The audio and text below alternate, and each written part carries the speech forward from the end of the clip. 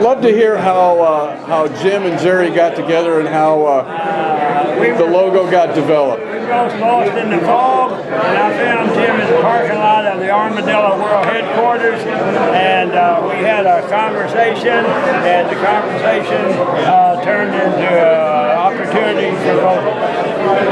That's true. And one day he called Eddie Wilson and said, "Hey, Eddie, we're getting rid of the long neck bottle industry-wide. Maybe y'all could come up with a goodbye long neck poster. One last, you know, so long neck."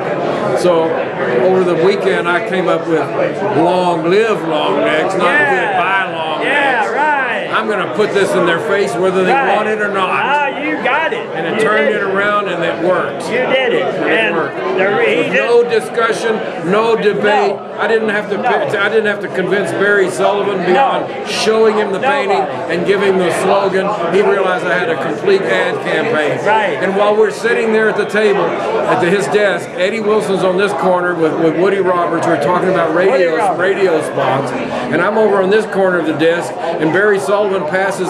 He's already seen my concept. No discussion. He passes a little piece of paper over to me. He says $1,000 written on it.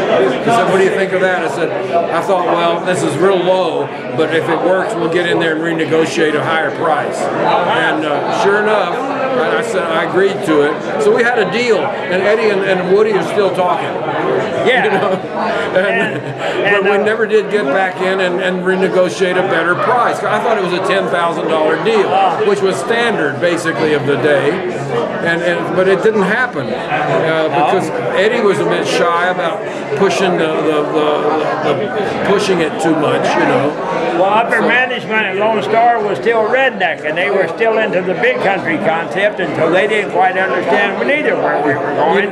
But Jim, I told him the reason all the beer drinkers in the brewery, out of 80% of them preferred the returnable, and I didn't know why, and I told them that was what was sold, and that's what they preferred. And the reason they did, they told me in the basement one day, because of the gas content in the bottle. And I've never heard that before, and it's another story. Amen. Jim, the variations that you came up with, like the oil well and the Conestoga and all that, just great stuff. Great. I like to play with cliches, you know, and Texas was the cliche state. Perfect. You know, Texas was the state of self-exaggeration, which was the perfect setup for surrealism.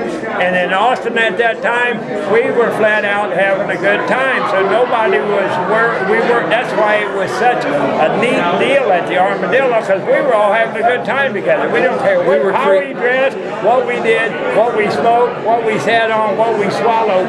We had a good time together. We created this. We created the standard. Yes, yay! We had a good time, and I never got caught. Looks like and sounds like you're still having a pretty good time. Statute of limitations isn't up yet. Oh yeah. Thank you guys.